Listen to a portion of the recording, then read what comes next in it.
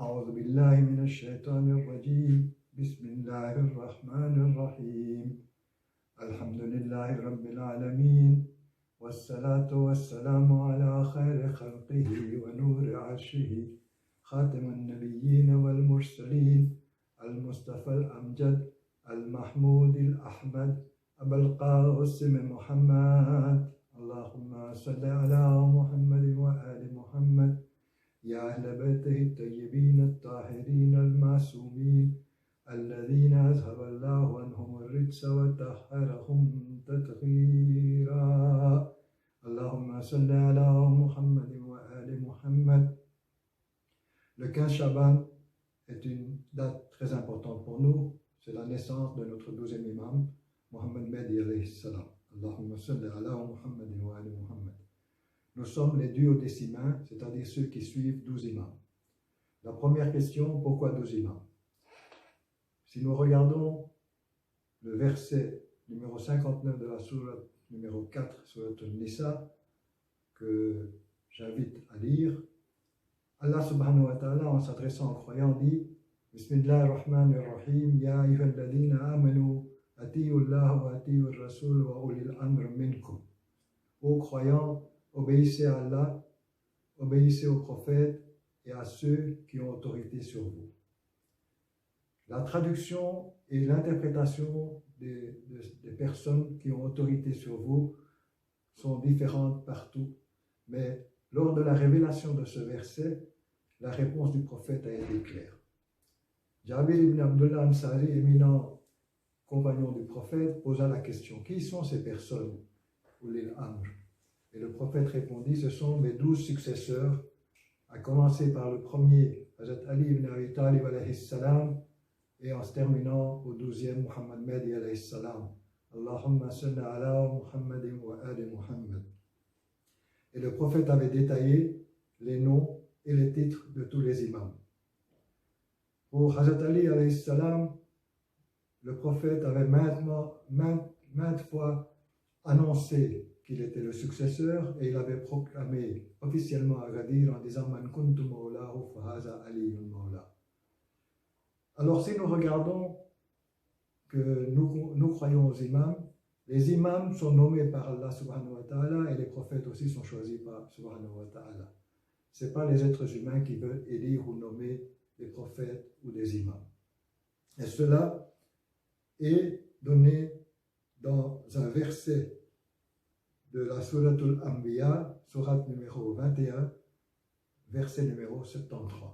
Où Allah subhanahu wa ta'ala dit Bismillah ar-Rahman ar-Rahim وَجَعَلْنَاهُمْ أَئِمَّةً يَهْدُونَ بِأَمْرِنَا وَأَوْحَيْنَا إِلَيْهِمْ فِيلَ الْخَيْرَاتِ وَإِقَامَ الصَّلَاةِ وَإِيتَاءَ الزَّكَاةِ وَكَانُوا لَنَا عَابِدِينَ. Nous avons envoyé des imams qui vous guident avec notre autorité, sous notre commandement, à qui nous avons révélé de faire le bien, d'établir la prière, de donner l'aumône, et ce sont nos serviteurs. Abedin. Être serviteur d'Allah, c'est plus important que d'être imam ou prophète, si je puis dire, puisque dans la prière, lorsque nous prions, nous disons Ashhadu an la ilaha illallah wahdahu la sharika lah wa ashhadu anna Muhammadan abduhu wa rasuluh. Allahumma salli ala Muhammadin wa ali Muhammad. On dit abduhu avant Rasul. C'est-à-dire, c'est très important, ce qu'on appelle la abdiyya, être abd. Alors ensuite, la question qu'on nous pose, notre imam existe et le monde existe grâce à cette existence de son imam. Et à chaque époque, il y a un imam, et c'est dans le verset numéro 17, numéro 71 de la sourate numéro 17, sourate Isra ou Bani Israël qu'on appelle également.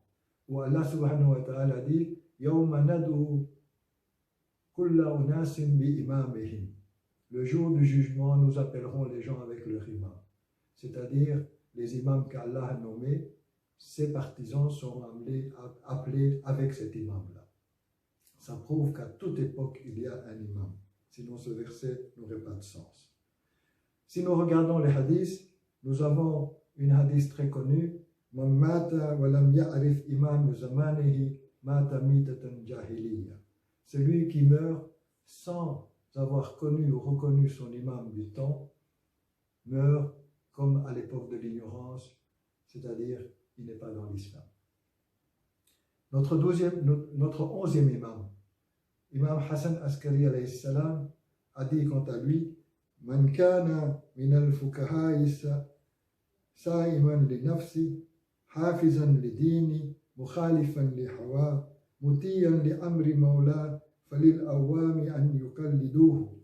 Si parmi les savants, vous avez quelqu'un qui contrôle son nafs, son soi, qui défend la religion, qui est l'ennemi de ses désirs et qui obéit aux ordres de son Seigneur. Seigneur, Maula, c'est Allah, le prophète et les imams. Cette personne-là, les gens doivent les suivre, doivent faire le taqlid, suivre quelqu'un, taqlid.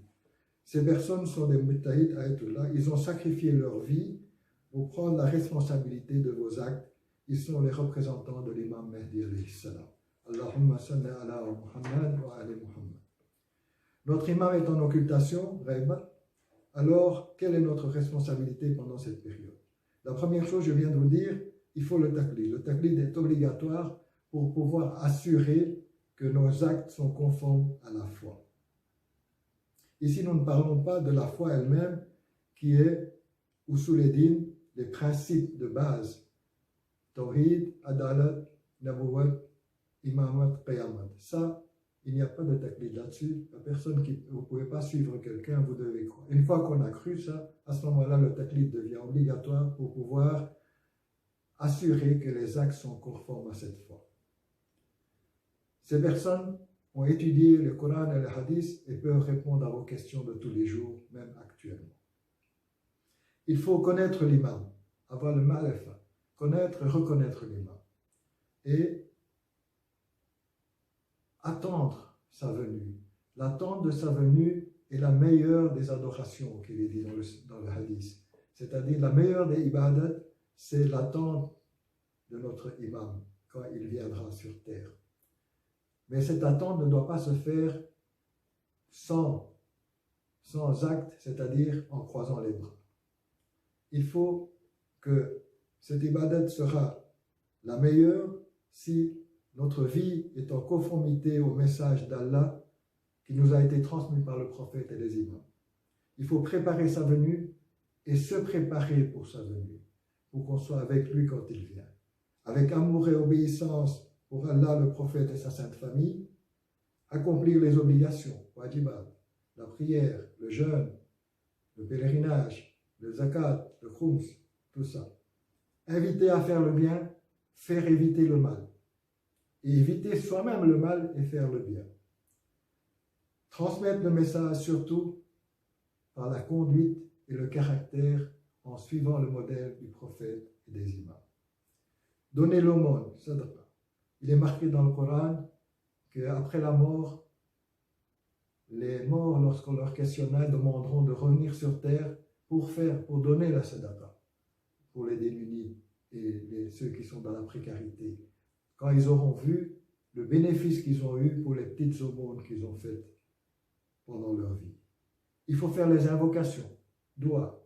Nos imams nous ont enseigné plusieurs doigts, doigts et tawassul, doigts et kumel, doigts et nutba, etc. Ces doigts, il faut les faire, il faut les réciter soi-même. Il faut regarder les traductions. Maintenant, il est très facile d'avoir des traductions sur l'Internet. Et alors, les réciter en comprenant, ce qui va vous donner encore plus de plaisir et l'envie de réciter ces doigts. Ne pas oublier de pardonner aux autres et de demander pardon de ses propres péchés.